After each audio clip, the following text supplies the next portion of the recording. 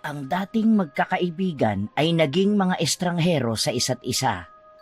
Nangyari yon dahil sa isang malagim na trahedyang naganap, ang pagkamatay ng isa nilang kaibigan.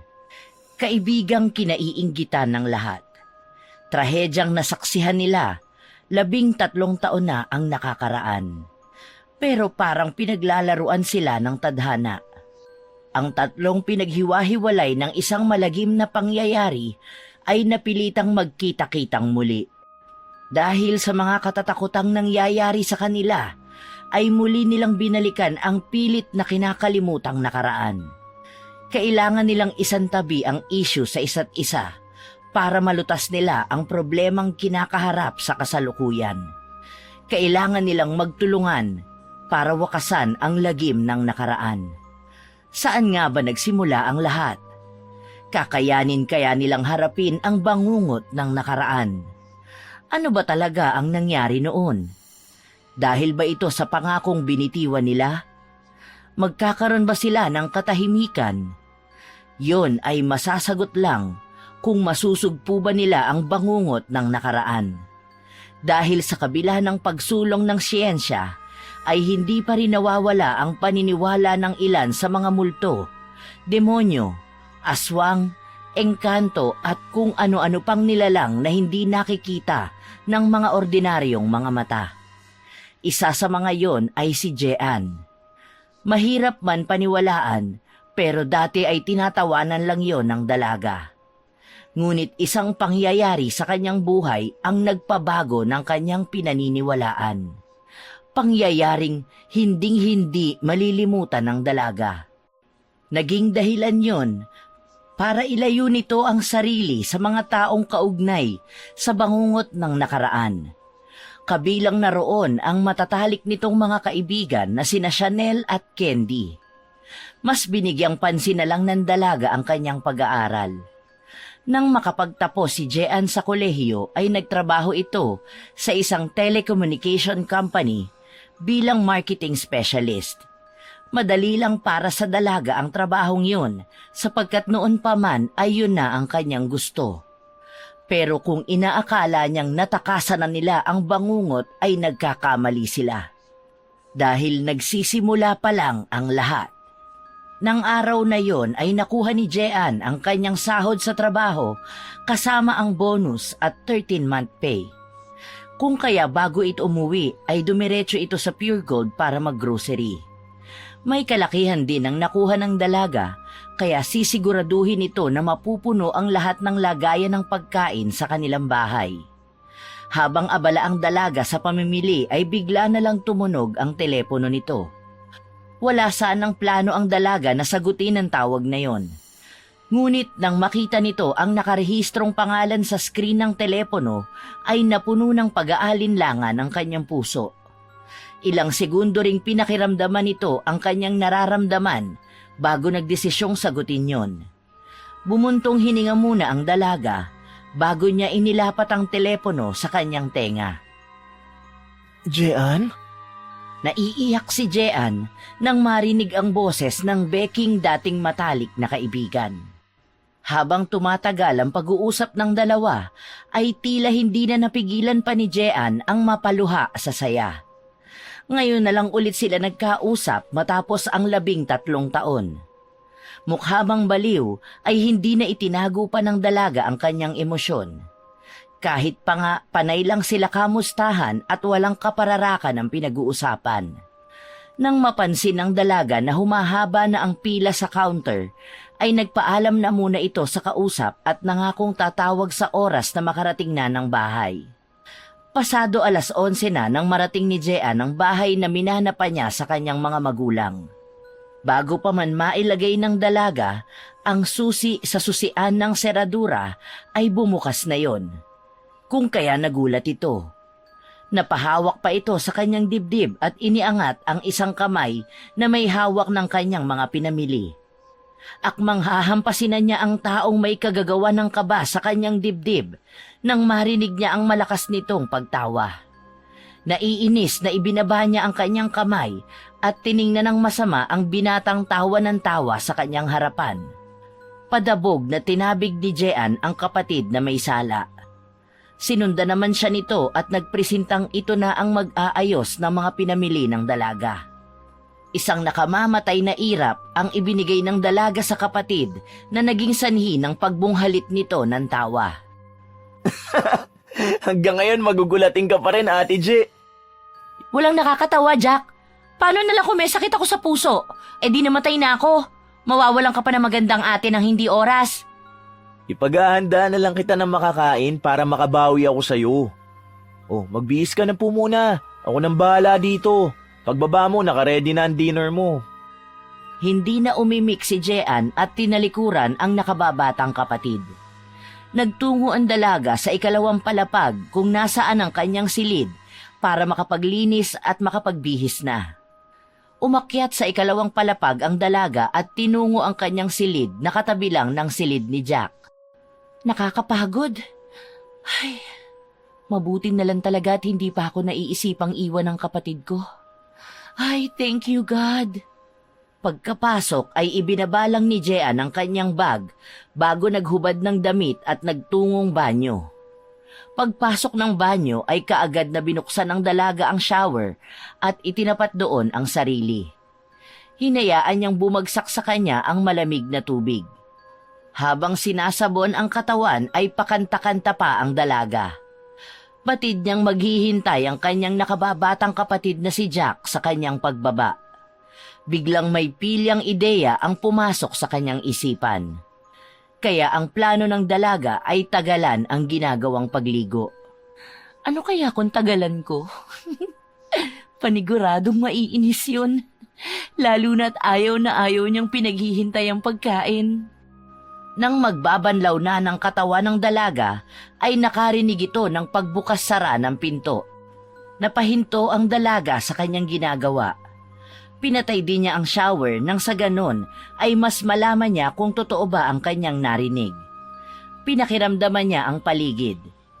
Nang wala na siyang naririnig na kahit anong ingay sa kanyang silid, ay hinablot niya sa pagkakasampay ang kanyang bathrobe. Isinuot niya yon bago lumabas ng banyo para tingnan kung sino ang naroroon. Pumasok kaagad sa kanyang isipan na baka ang kapatid niya yon. Pero nang buksan niya ang pinto ay sinalubong siya ng nakasusulasok na amoy. Amoy bulok na itlog na hinaluan pa ng malansa na parang metal. Halos maduwal ang dalaga dahil sa amoy na yon. Pero pinigilan niya dahil ayaw niya ng pakiramdam na yon. Tanging pagtakip na lang sa kanyang ilong ang nagawa ni Jean. Ano yun? Ang baho naman! May namatay pa yatang daga dito sa kwarto. Saan naman kaya nang gagaling yun? Inilibot ng dalaga ang paningin sa buong silid. Wala naman siyang nakitang kakaiba sa kwarto maliban sa kanyang cabinet na halos katapat lang niya. Tinitigan niya yon nang bigla na lang may kumalabog sa loob. Ay! Bakit naman sa cabinet pa? Napakahirap pa naman linisin yan. Paniguradong nangamoy na lahat ng damit ko. Hahakbang na sana si Jean para lumapit doon nang bigla na lang umihip ang malakas na hangin. Napalingon sa may bintana ang dalaga. Nangunot ang kanyang noo nang mapagtantong nakasara naman yun. Napayakap siya sa kanyang sarili nang muling umihip ang malamig na hangin. Nagtayuan ang lahat ng balahibo ni Jean. Tatakbo na sana siya palapit sa may pintuan ng silid nang biglang tumunog ang kanyang telepono na nakapatong sa bedside table niya. May pagdadalawang isip man ay mabilis niyang nilapitan ang nag-iingay na aparato. Kaagad niyang sinagot yon nang hindi man lang tinitignan kung sino ang tumatawag. Naputol ang sasabihin sana ni Jean nang marinig ang naghihisterical na beking kaibigan sa kabilang linya. Dire-diretso ito sa pagsasalita kaya walang naintindihan ng dalaga sa mga sinasabi nito. Sandali! Candy! Hindi ko maintindihan ang sinasabi mo! Slow down! Ano bang nangyayari? Sabihin mo sa akin ng dahan-dahan para magkaintindihan tayo! Ilang beses munang nagpakawala ng malalalim na buntong hininga ang nasa kabilang linya. Nang kumalma na ito ay muli itong nagsalita. Mas klaro kaya naiintindihan na ng dalaga ang mga winiwika nito. Kailangan nating magkita. Nasaan ka? Pupuntahan kita ngayon din. Importante to. Nasa bahay lang ako. Kakauwi ko lang eh. Ano ba kasing nangyayari? Alanganing oras pa, tapos ngayon ka pa pupunta? Hindi ba pwede naman tayong magkita bukas? Sakto sa day off. Mahabang katahimikan ang namagitan sa dalawa dahil sa mga sinabi ni Jean. Ilang minuto pa ang lumipas at binalak na sanang patayin ng dalaga ang tawag sa pag-aakalang wala na siyang kausap. Ngunit natigilan ng dalaga sa mga sunod na binitawang salita ng kaibigan. Nagbalik siya. Nagbalik na siya. Hindi niya tayo titigilan. Hindi! Umiiyak na saad ng nasa kabilang linya kay Jean. Bakas din sa boses ni Candy ang panginginig at takot nang sabihin yon. Nagtataka naman ang dalaga sapagkat hindi niya alam kung sino ang tinutukoy ng kaibigan. Magtatanong pa sana si Jean nang biglang magpatay-sindi ang ilaw sa kanyang silid. Binalot ng sindak at pangamba ang dalaga. Kasabay niyon ang malakas na pag-ihip ng malamig na hanging nagmumula sa kabinet. Ibinaba ni Jean ang telepono sa kanyang kama. Balak ng dalaga na ituloy ang kaninang naudlot na paglabas ng silid. Ngunit isang puwersa ang humatak sa kanya palapit sa kabinet na ngayon ay nakabukas na. Ibinigay niya ang lahat ng lakas na meron siya para paglabanan ang puwersang yun. Pero isang magaspang na kamay ang humawak sa kanyang kanang binti na tila pinipigilan ang plano niyang paghakbang. Halos hindi na makahinga ang dalaga sa kilabot na nararanasan. Nagpapalag si Jean. Nang huminto na ang hangin kasabay din ng pagkawala ng nakakapit na kamay sa binti nito, ay hindi na nag-aksaya ang dalaga ng pagkakataon. Kung kaya, mabilis siyang tumakbo palapit sa pinto ng kwarto. Halos abot kamay na niya ang seradura nang may mga kamay na pumulupot sa kanyang bewang at hinatak siya papasok sa loob ng kabinet. Ah! Walang nagawa ang dalaga kundi ang sumigaw habang nakapikit ang kanyang mga mata at nananalangin na sana ay may magligtas sa kanya. Hindi man mawari ni Jean ang kanyang nararamdaman ng sandaling yun, ay isa lang ang sigurado siya. Yun ay hindi ordinaryo ang mga nagaganap ngayon. Sa pagsigaw ng dalaga ay sinubukan niyang banggitin ang pangalan ng nakababatang kapatid. Ngunit dala marahil sa sobrang takot ay hindi niya magawang isigaw ang nais para tawagin at humingi ng tulong sa kapatid na nasa ibabang palapag lang. Nang mapagtanto yun, ay naiiyak na umusal ito ng dasal na memoryado niya. Sumasampalataya ako sa Diyos Amang makapangyarihan sa lahat na may gawa ng langit at lupa. Sumasampalataya ako kay Hesukristo, iisang anak ng Diyos, Panginoon nating lahat. Habang inuusal ni Jean ang isang panalangin, ay siya rin namang hagik-hik ng nilalang na humila sa kanya sa loob ng kabinet. Kasabay ng paghagik-gik nito ay ang paghaplos ng magaspang at mabahong kamay sa makinis na pisngi ng dalaga. Mas lalong nilukob ng kaba ang dalaga nang magsalita ito. Nanginginig ang buong katawan na ngayon ay nakabaluktot sa loob ng kabinet.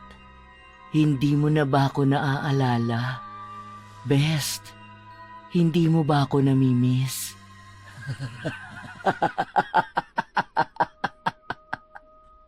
Hindi! Hindi kita kilala! Hindi ikaw ang best friend ko! Sumumpa kayo. Sumumpa kayo sa akin.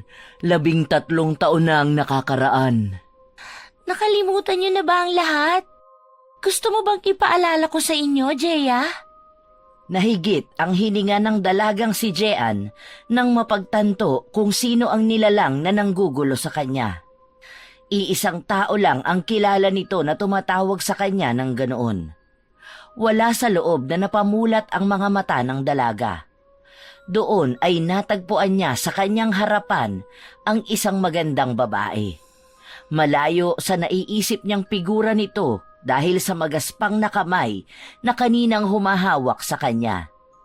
Maging ang amoy na kanina lang ay naaamoy niya. "Rita? Ikaw ba yan, Rita?"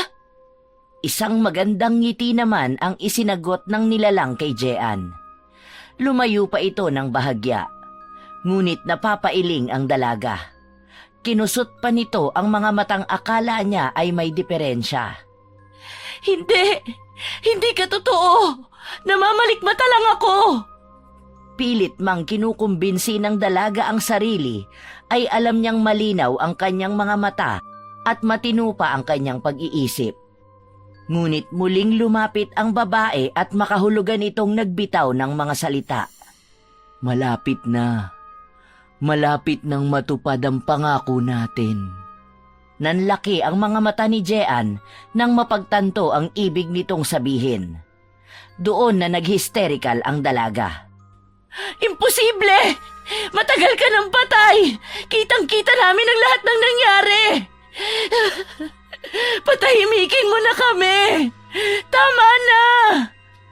Ngumiti ng malapad si Rita na animoy mapupunit ang bibig nito na nagdulot ng paggapang ng takot at kilabot sa buong sistema ni Jean. "Nangako kayo. Ang pangako ay pangako. Sumumpa tayo ng magkakasama." Napaisip si Jean. Wala siyang matandaan na ipinangako sa isa sa pinakamalapit na kaibigan bago nito kitilin ang sariling buhay. Kahit anong ungkat ang gawin niya sa kanyang isipan ay wala talaga siyang naaalala. "Maghihintay ako sa inyo. Pagdating ng tamang oras, makakasama ko na kayong muli."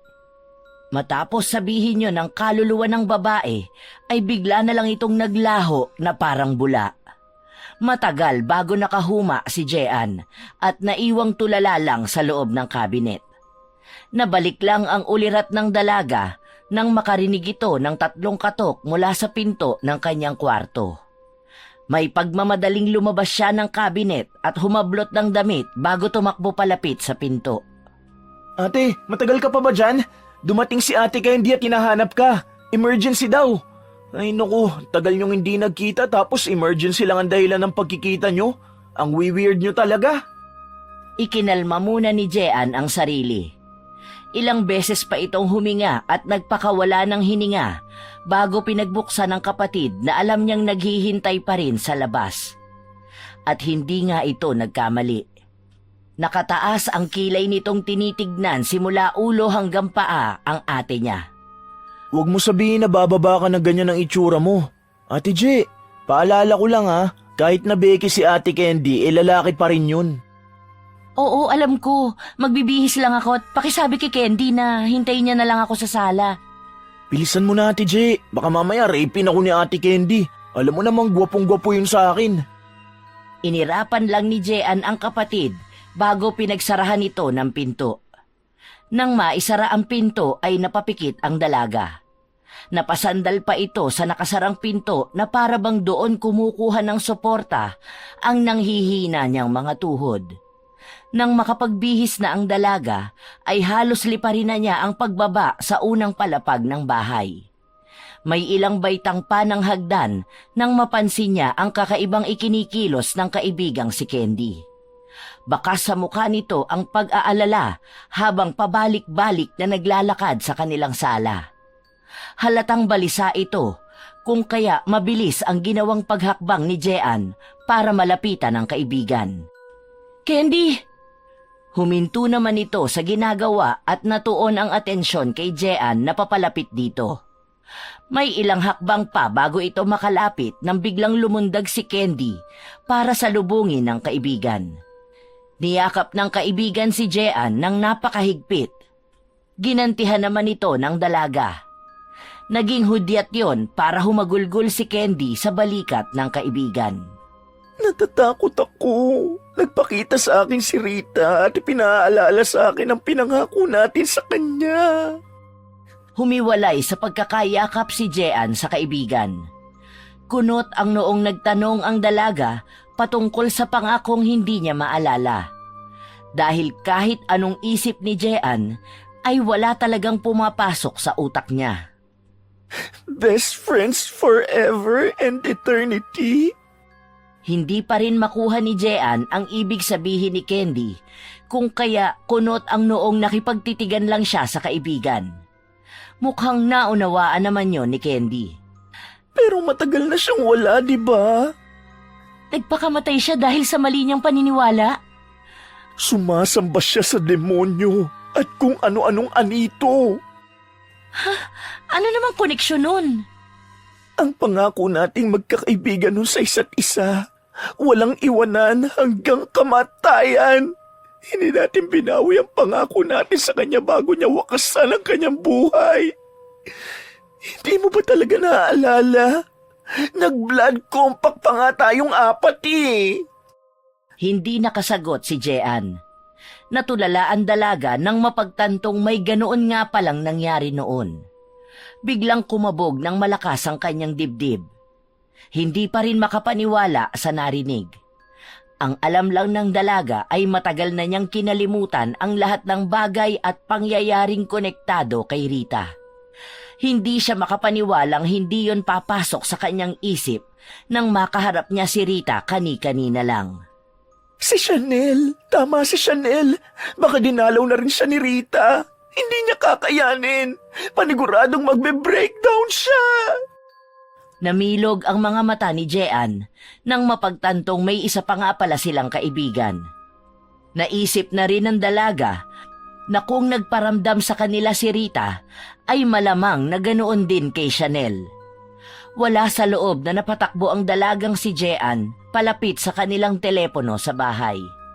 Paglapit doon ay mabilis na dinayal ng dalaga ang numero ng bahay ng isa sa dating kaibigan. Come on! Answer the phone! Chanel! Pagkatapos ng 3 ring, ay may sumagot na kaagad sa kabilang linya. Boses matanda yon. Nakilala naman ng dalaga kung sino yon. Pagkatapos ng kamustahan ay kaagad na tinanong ng dalaga kung naroon ba ang dati nilang kaibigan na si Chanel. Ngunit bumagsak ang balikat ng dalaga sa naging sagot nito. Ayon sa matanda sa kabilang linya ay wala pa ito roon dahil simula nang makalabas ito sa rehab ay pinasok na nito ang kumbento at mas piniling manatili doon.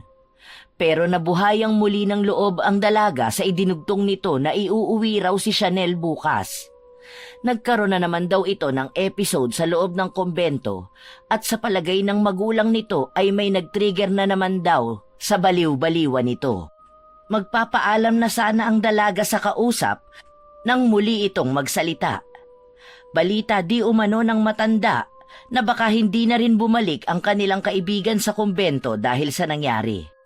Ganun po ba? Sige po, dadalaw na lang po kami sa kanya bukas ni Candy. Baka sakaling kumalma siya. Nang maibaba ang telepono ay kaagad na sinabi ng dalaga ang napag-usapan nila ng matanda. Nabuhayan ng loob ang dalawa at masayang nag-usap kung paano nila kakausapin si Chanel nang hindi ito naghihisterikal. Nasa ganoong pag-uusap sila nang biglang putulin yun ni Candy at may ilabas ito sa kanyang bag na daladala. Ano yan? Cards! Ngayon ka lang ba nakakita ng baraha? Alam kong baraha yan, pero alam mo naman na Pokemon cards at playing cards lang ang alam ko. Syungars lang? Tarot cards to, yung ginagamit ng mga manghuhula. Never ka pa ba nakakita ng ganito? Ngayon lang, sa mga napapanood ko kasi playing cards lang ang gamit nila. Ignorante ka talaga. Doon muna tayo sa lamisita nyo. Hihingi lang tayo ng gabay kung ano ba ang next na mangyayari. Hindi naman na nagtanong pa si Jean at lumapit na lang sa lamisita at ibinaba ang flower vase na nakapatong doon. Umupo naman sila sa sahig ng magkaharap at nasa pagitan nila ang lamesitang gagamitin. Handa ka na ba? Kung makakatulong talaga sa atin, bakit hindi? Pumikit si Candy at may mga inusal ito na hindi naman naiintindihan ni Jean. Ilang saglit pa ay kinuha nito ang kamay ng dalagang nakapatong sa gilid ng lamesita at ipinatong yon sa ibabaw ng barahang hawak nito. Nakapikit pa rin ito habang ginagawa yon. Nagpatangay na lang sa agos si Jean. Ilang sandali pa ay sinimulan ng balasahin ni Candy ang mga baraha. Matapos yon ay ipinahati-hati niya yon kay Jean sa 3. Matapos mahati yon ay muling pinagpatong-patong ni Candy ang mga baraha bago yon inilatag na parang nakakurbang bahaghari. Kumuha ka ng 5 pero wag mo munang ipapakita sa akin. Ginawa naman yon ni Jean. Pumili ito ng 5 sa mga nakalatag na baraha. Ang bawat mabubunot nito ay inilalagay niya sa harap ni Candy ng nakataob. Dinampot ni Candy yon bago bumaling kay Jean. Ready ka na ba? Oo naman. Isa-isang itinihaya yon ni Candy at sa bawat pagtihaya nito ng baraha ay palaki ng palaki ang pamimilog ng mata nito. Nang maitihaya ang huling baraha ay gulat ang ekspresyon ng mukha nitong tumingin kay Jean. Oh, bakit ganyan ang itsura mo? Ano bang ibig sabihin ng mga barahang yan? Masama to. Magkakasama at magkakasunod ang death card, ang the tower and the judgment card. Tapos may 7 of swords pa at 10 of swords. Best, hindi magandang sinasabi ng baraha mo. Ano ba kasi ang ibig sabihin ng mga cards na yan? Death card, ibig sabihin pagtatapos.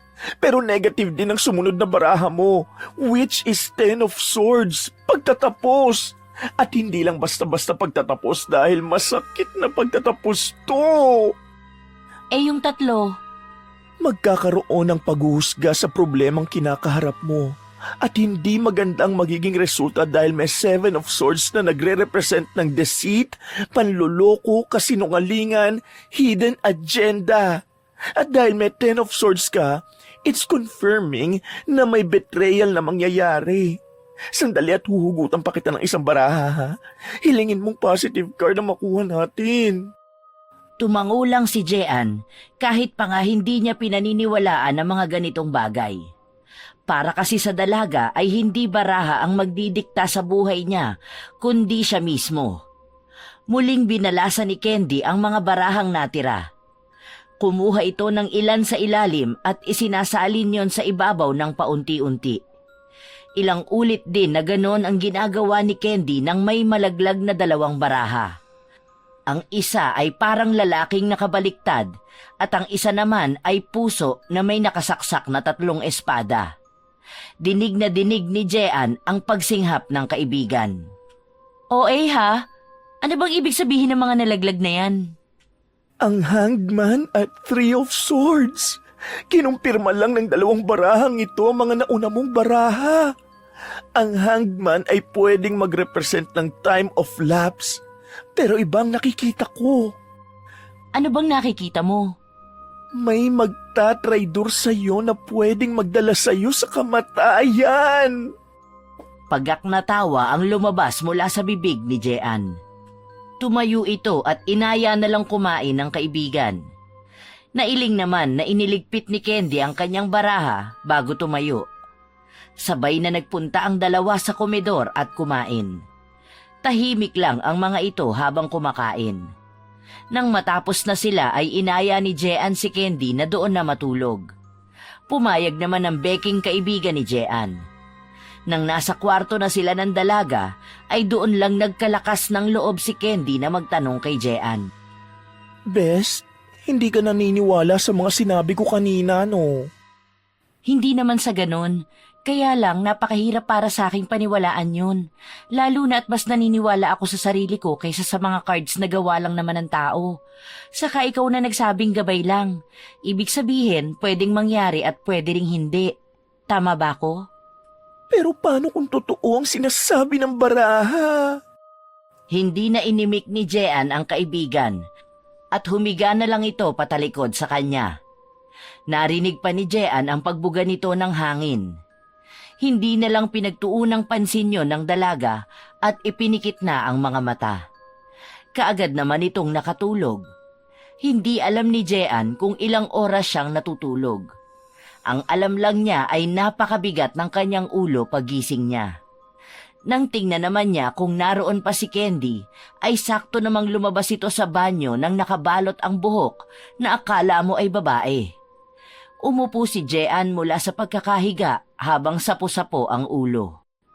Good morning, best friend. Oh, nangyari sa'yo? Ang bigat ng ulo ko. Baka hindi ka sanay magpuyat. Di ba nung oras na tayo umakyat? Siguro nga. Mauna ka na sa baba, susunod na ako. Pagkatapos nating mag-almusal, puntahan na natin si Chanel. Nang makalabas na ng kwarto si Candy, ay doon lang kumilo si Jean. Ilang minuto lang ang lumipas ay natapos na rin ang dalagang mag-ayos, kung kaya bumaba na ito. Inabutan niya ang kanyang kapatid na nakasuot pa ng apron, habang si Candy naman ay nakasunod lang ng nakasunod ng tingin sa binata. Lumapit ang dalaga sa dalawa. Pagkaupo ni Jean sa tabi ni Candy, ay tumayo ang matalik na kaibigan ng dalaga at ipinagtimpla siya ng kape. Halos sabay na lumapit sa lamesa si Candy na may dalang tasa ng kape at si Jack na may bitbit na plato na may lamang tapa. Kainan na! Kainan na! Naku, kailangan namin yan para may lakas kami makipagbardagulan sa topak naming kaibigan. Si Ate Chanel po, magkikita-kita po ba kayo? Dadalawin namin siya.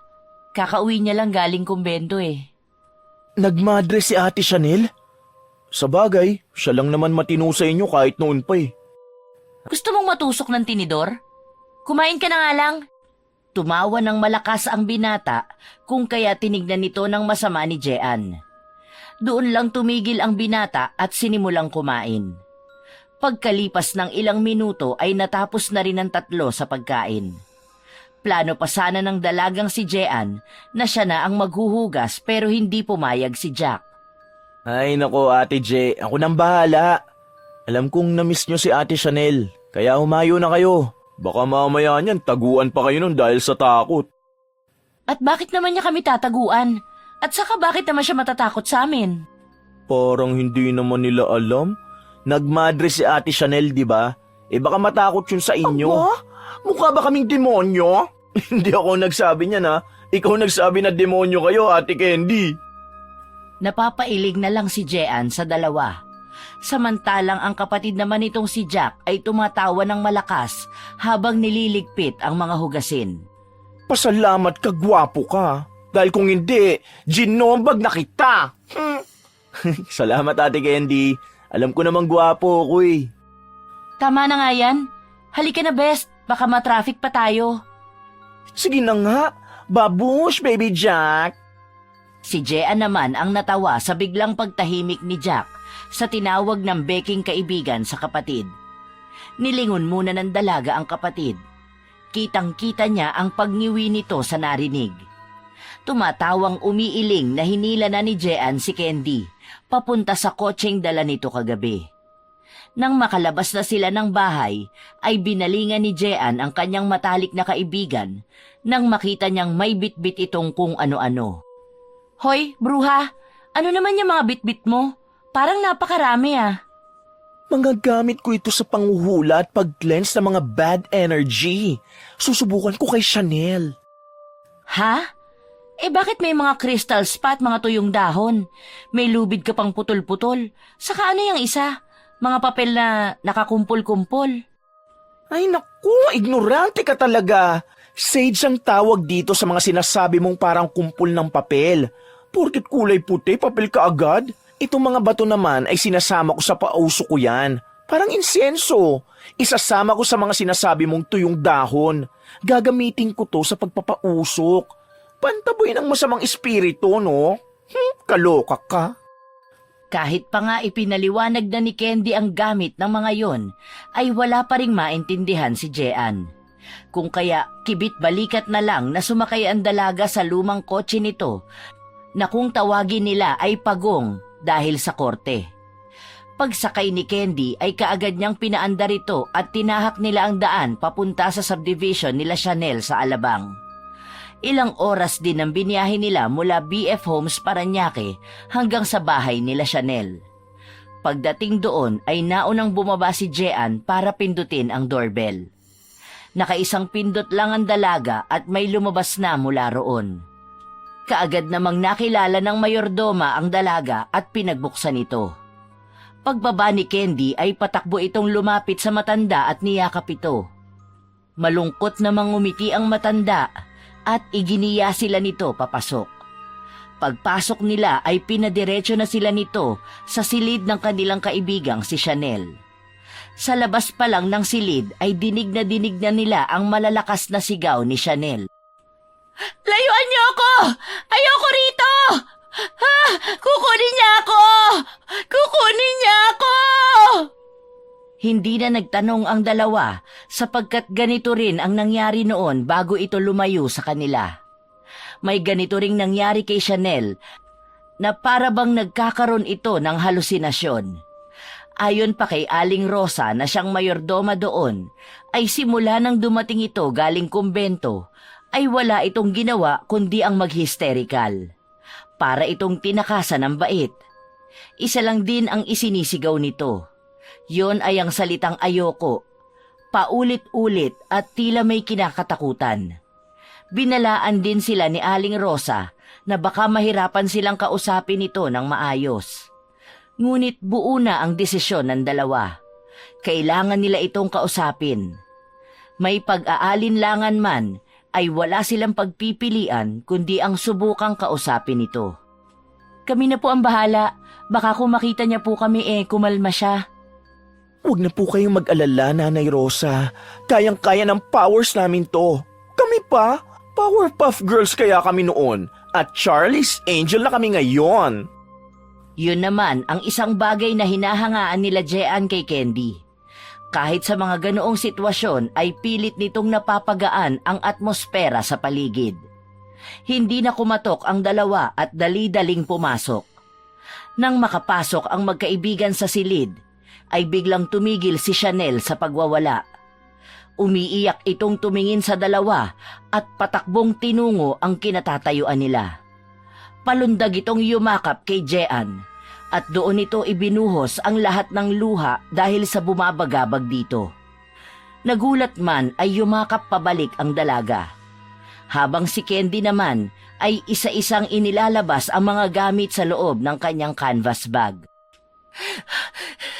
"Salamat naman at pinuntahan niyo ako. Nakita ko si Rita. Kukunin niya tayo. Kukunin niya tayo." Don't worry, girl. Nandito na kami. Hindi naman niya kakayanin ang puwersa natin lalo na sa tulong ng mga dasal ko at ritual. Ritual? Dasal? Satanista ka na rin ba? Ari ko naman. Grabe ka sa akin, ha? Satanista talaga? Yan bang natutunan mo sa kumbento? Tutulungan na nga kitang bruha ka pagkakamala mo pa akong satanista? Hindi ba pwedeng espiritista? Sinimulan na ni Candy na sindihan ang sage na puti habang may ibinubulong ito sa hangin. Pagkatapos nun ay umikot-ikot ito at inikutan din ang dalawa. Nang matapos ay bumalik ito kung saan ay iniwanan ang mga iba pang gamit. Pinatay nito ang puting sage at saka naman sinindihan ang mga inilagay sa isang lalagyan kung nasaan ang mga bato at tuyong dahon. Mabilis lang namang nawala ang apoy doon at nagsimula itong umusok ng makapal.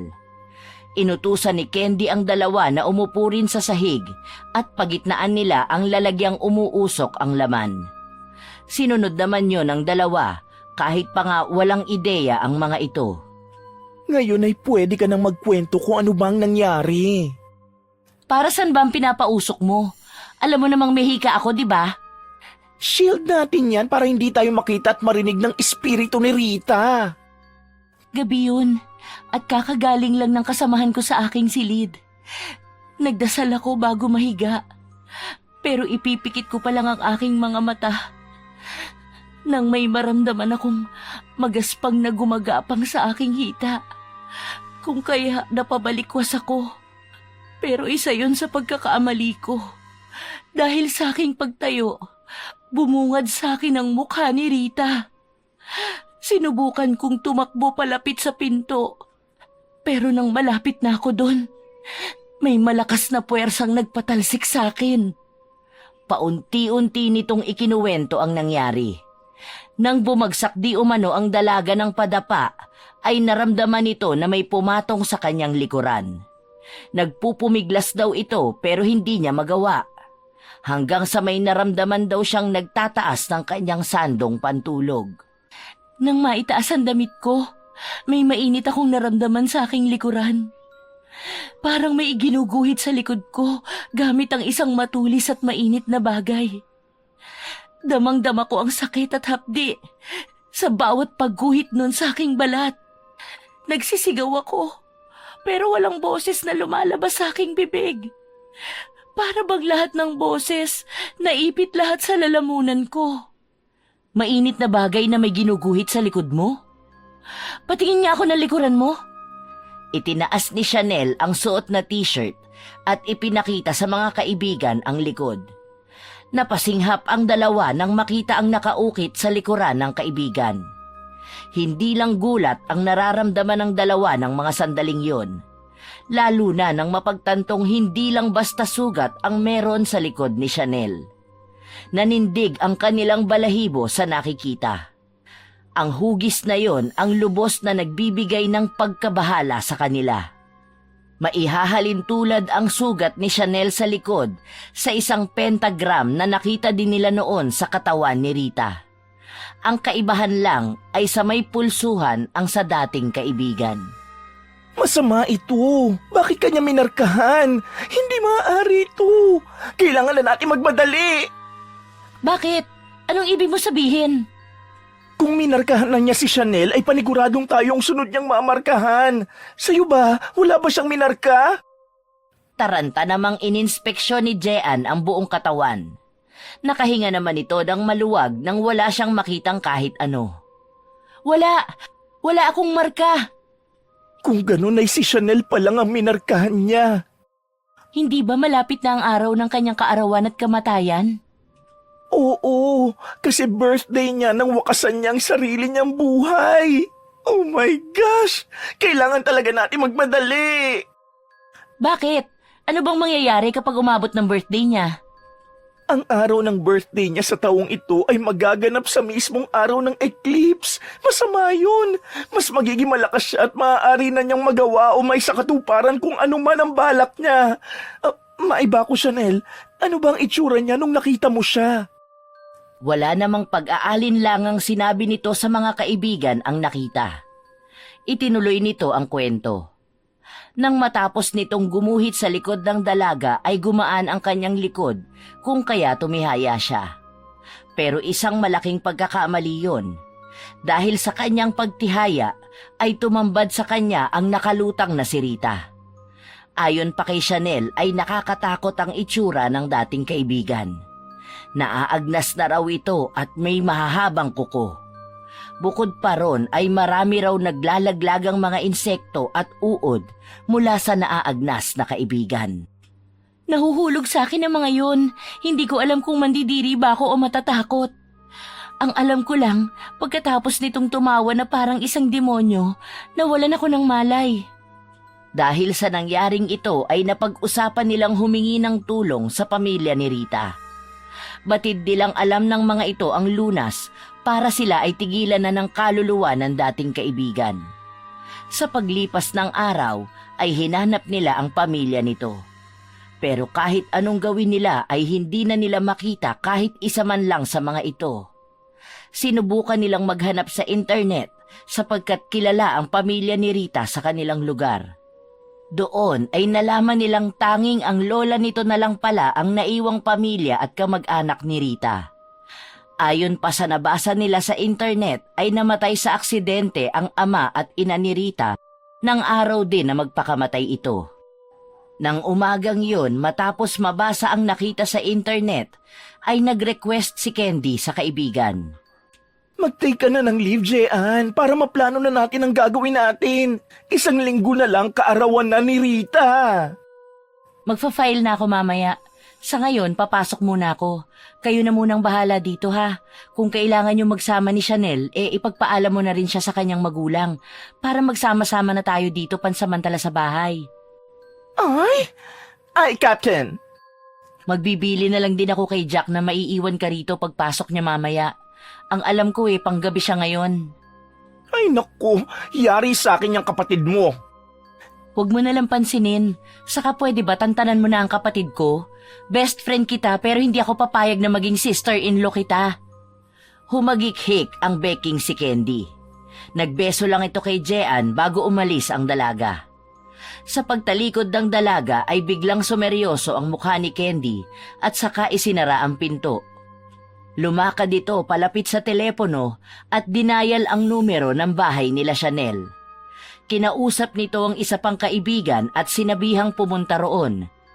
Nang matapos ang kanilang pag-uusap ay ibinaba na ni Candy ang telepono bago prenteng umupo sa sofa.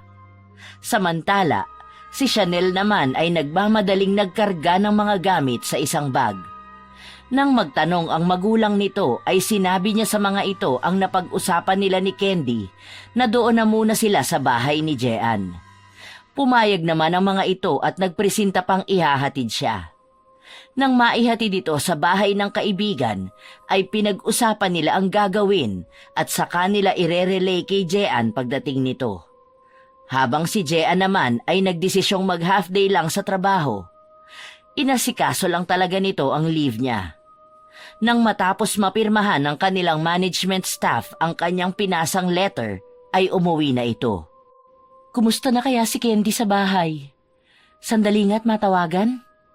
Kinuha ni Jean ang kanyang cellphone at hinanap sa contact ang numero nila sa bahay. Ilang ring lang yon at may sumagot kaagad. Alam na alam ng dalaga na si Candy yon base sa pag-hello nito. Best, natawagan mo na ba si Chanel? Ano sabi niya? Nandito na siya. Hihintayin ka na lang namin. Ganun ba? Sige, pauwi na rin ako. Approve na ang leave ko at nag-half day na rin ako para maasikaso natin ang mga dapat gawin. Sunduin ka na lang namin. Wait mo na lang kami. That's better. Hintayin ko na lang kayo dito sa labas ng SMBF. Okidoki.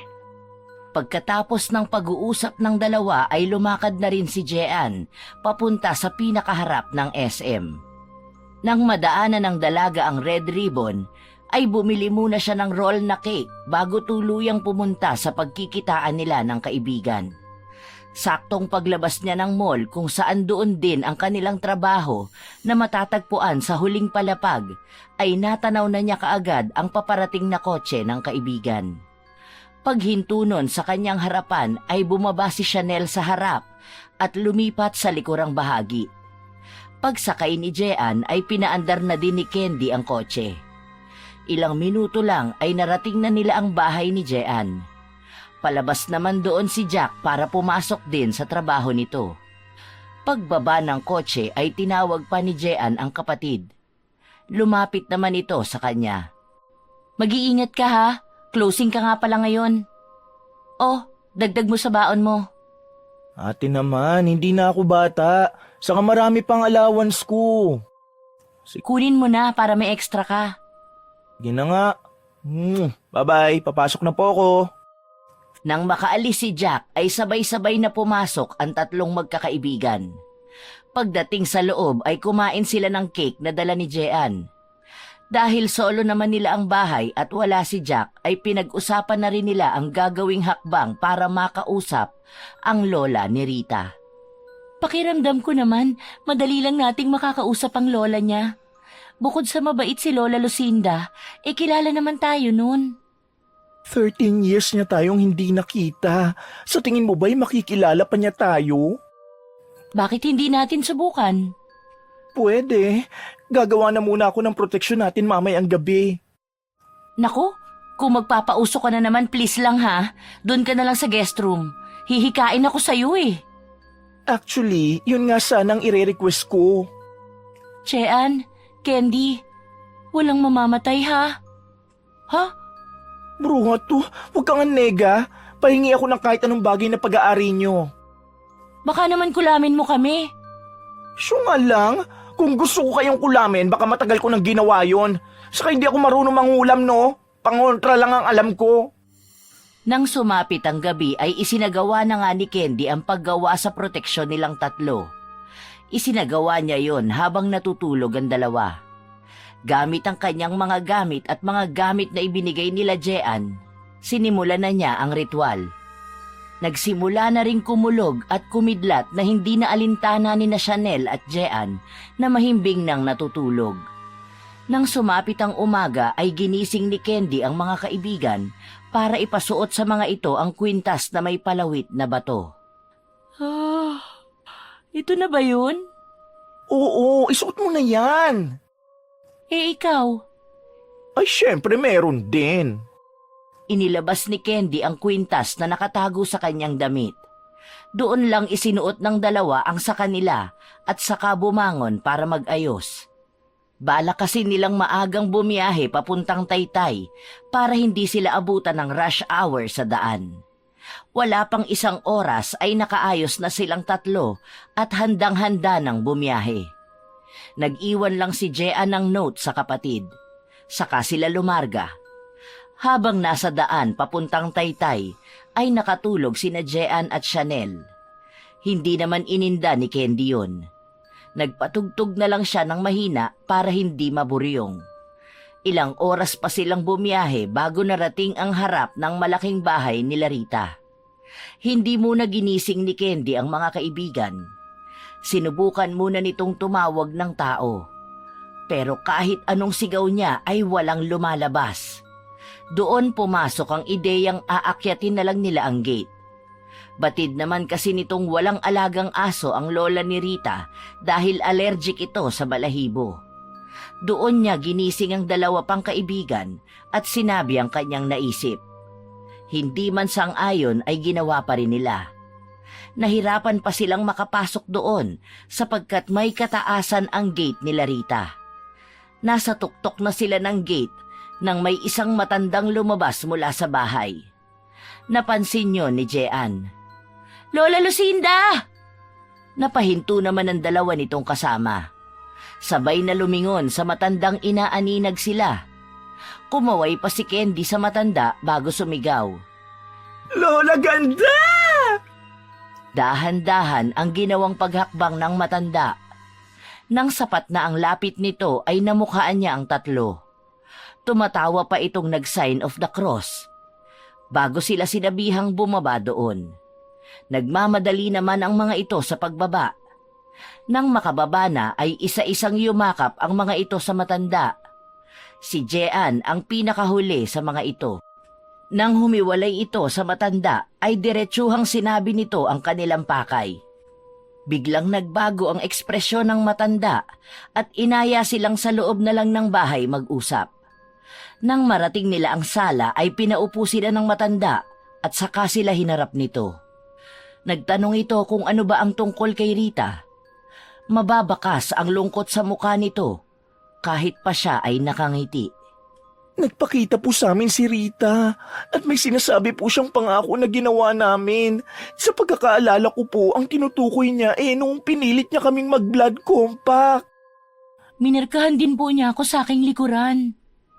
Ipinakita naman ni Chanel sa matanda ang markang sinasabi nito. Habang patuloy si Candy sa pagsasaad ng mga nangyari. Nang makita ng matanda ang marka sa likod ni Chanel ay nagulat ito. Pero sandali lang yon. Bumuntong hininga ang matanda bago nagsalita. Ayon dito ay matutulungan niya ang mga ito pero hindi nito inakalang gagawin niyo ni Rita. Mabait, mahiyain at masunuring bata ang tingin nito sa apo. Hindi lubos akalain ni Lola Lucinda na malululong sa itim na mahika ang apo. Nabanggit nga po niya na sa inyo niya natutunan ang mahikang yun, pero hindi po talaga namin alam kung ano ba ang pumasok sa kanyang isipan.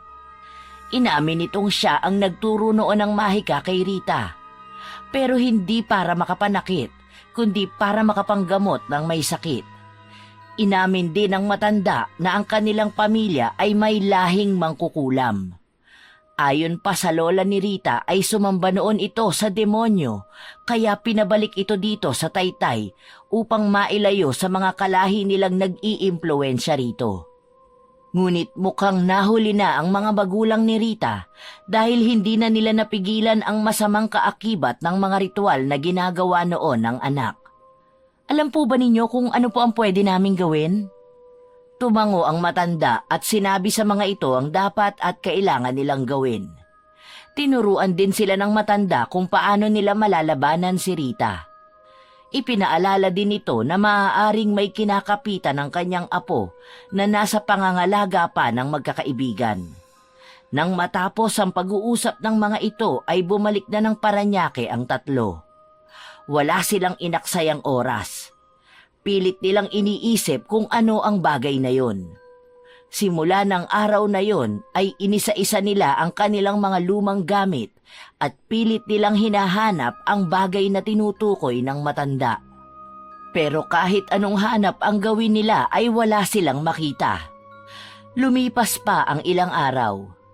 Malapit nang matapos ang leave ni Jean pero wala pa rin silang nakukuhang sagot. Nalalapit na rin ang kaarawan ni Rita.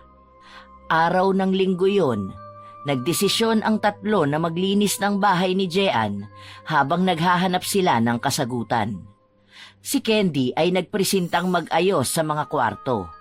Si Chanel naman sa unang palapag, habang si Jean ay sa bodega. Habang nagwawali sa loob ng bodega ay may nakitang bracelet ang dalaga. Kumunot ang noo nito. Bracelet? San galing to? Yumuko si Jean para damputin yon at tingnan ng malapitan. Nakaramdam ng pagkabog ng dibdib ang dalaga sapagkat pamilyar ang itsura ng bracelet na yon.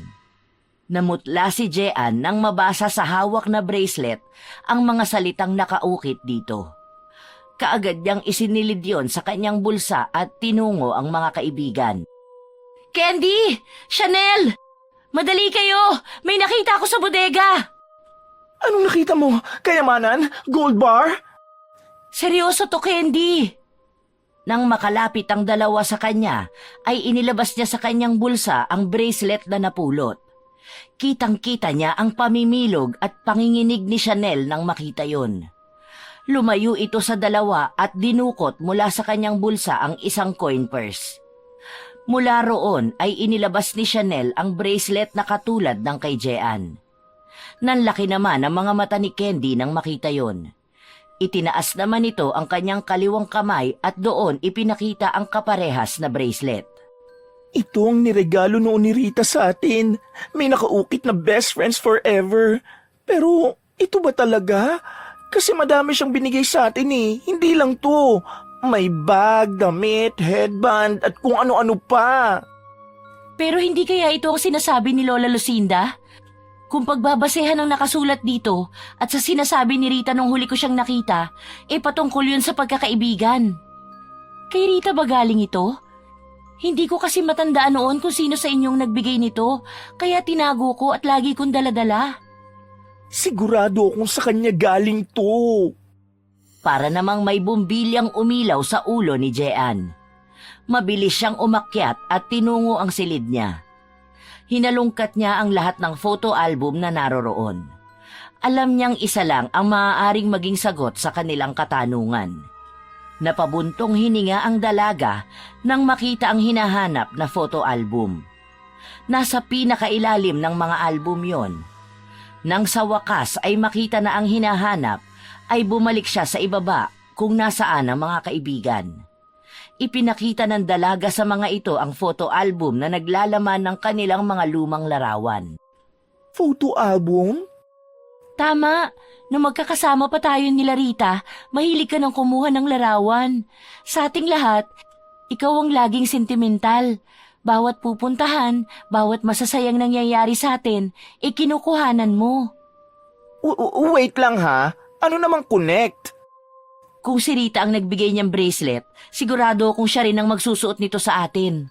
At sigurado ako na makukuhanan ko yun ng larawan. Ay, bakit ngayon mo lang naisip yan? Simula nang maghiwa-hiwalay tayo, Pinilit ko ng kalimutan ng kahit anong konektado kay Rita.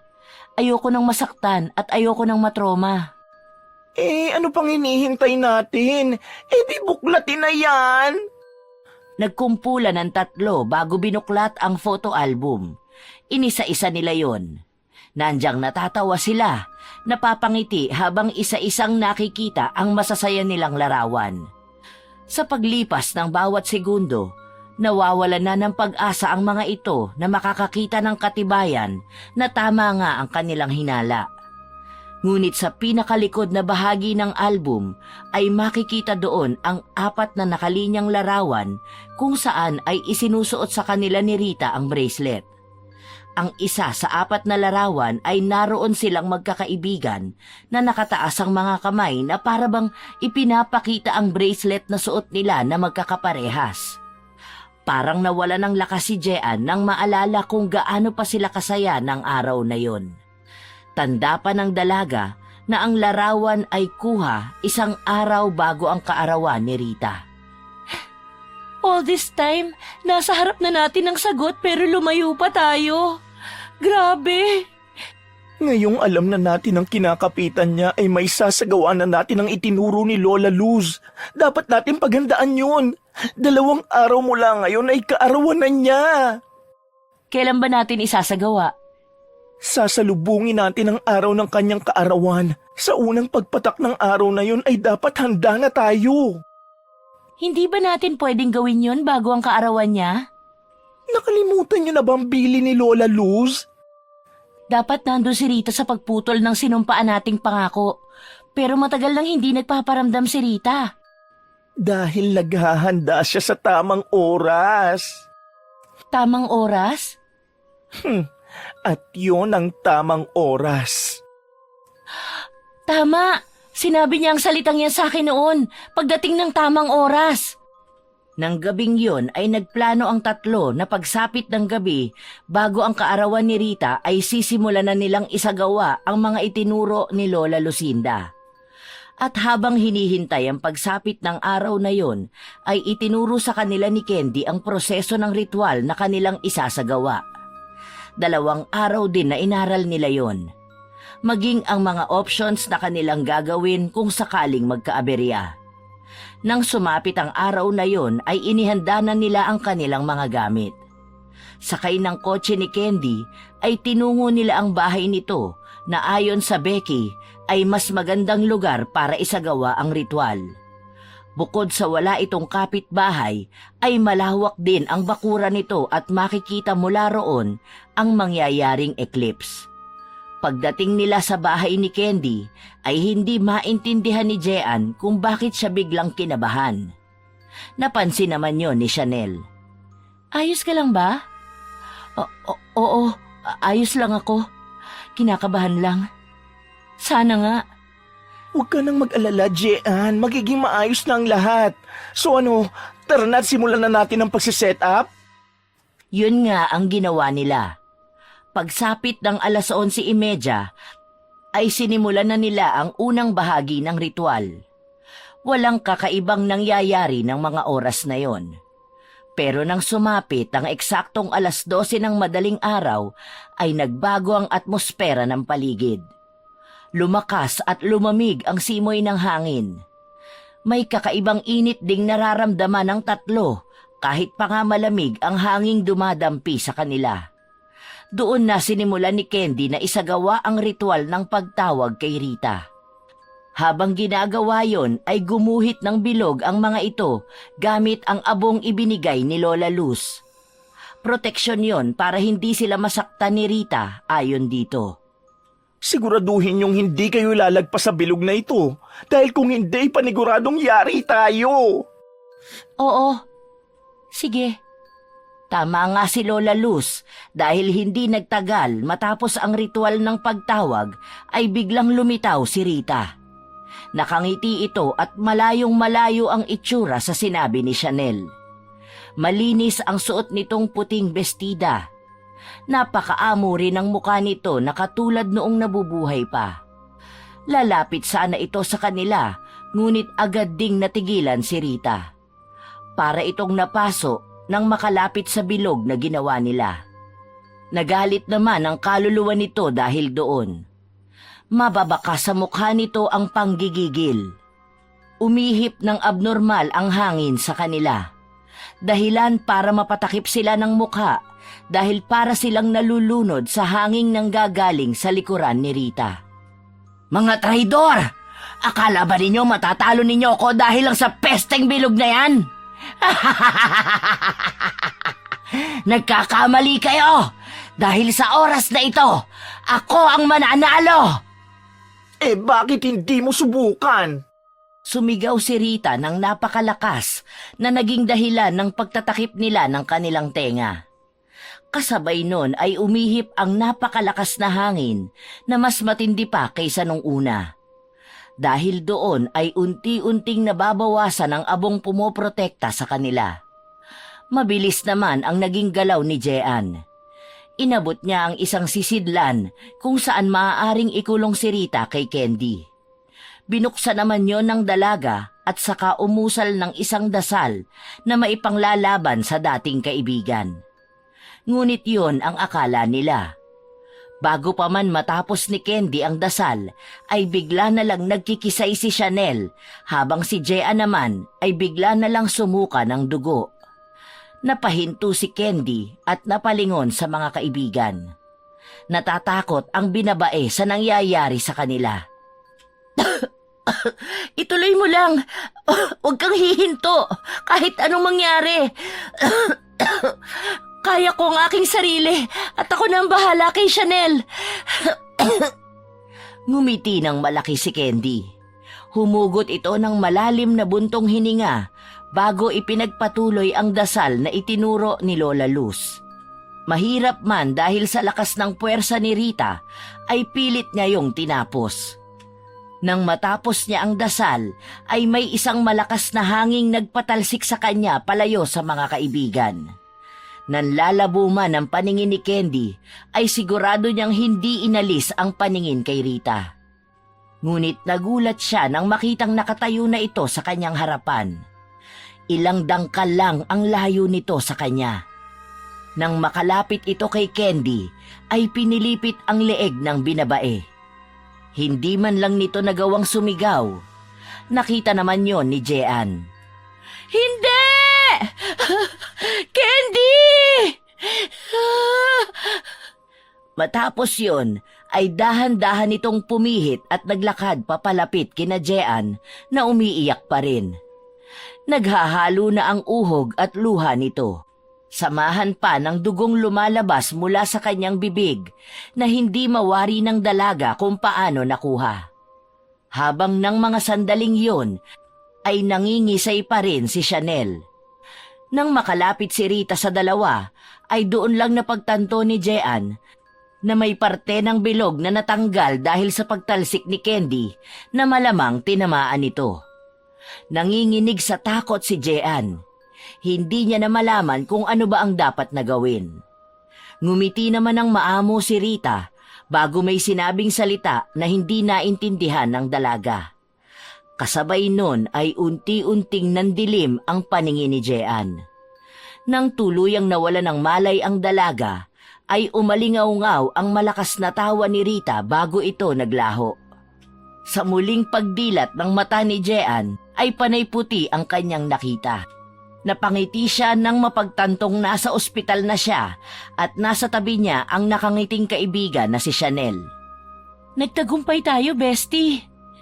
Muli ka nang nakabalik, Rita. Maligayang pagbabalik sa akin. Salamat sa pagiging totoong kaibigan mo sa akin. Sa inyong tatlo ay ikaw lang ang totoong nagtrato sa akin ng tama. Hindi mahina ang tingin mo sa akin at isa pa, malaki ang tiwala mo sa akin. I think we need to celebrate dahil wala na ang dalawang sagabal at makasarili nating kaibigan. Nagtawa na ng dalawa sa kanilang ginawa. Lingid sa kaalaman nila Candy, ay matagal na palang plinano ni Chanel ang muling pagbuhay kay Rita. At isang paraan lang ang naisip nito. Yon ay ang gumamit ng ibang katawan para maging sisidlan ng kaluluwa ni Rita. Dahil malaki ang inggit nila noon pa man kay Jean, ay ito ang kanilang tinarget. At ngayon ay nagtagumpay sila. Ang istoryang ito ay nagpapakita lang na hindi lahat ng kaibigan ay totoo at mapagkakatiwalaan. Kahit pa nga sabihin nating kilala natin ito simula pa noon. Dahil ang inggit at galit ay walang pinipili. Kaibigan man o kapamilya.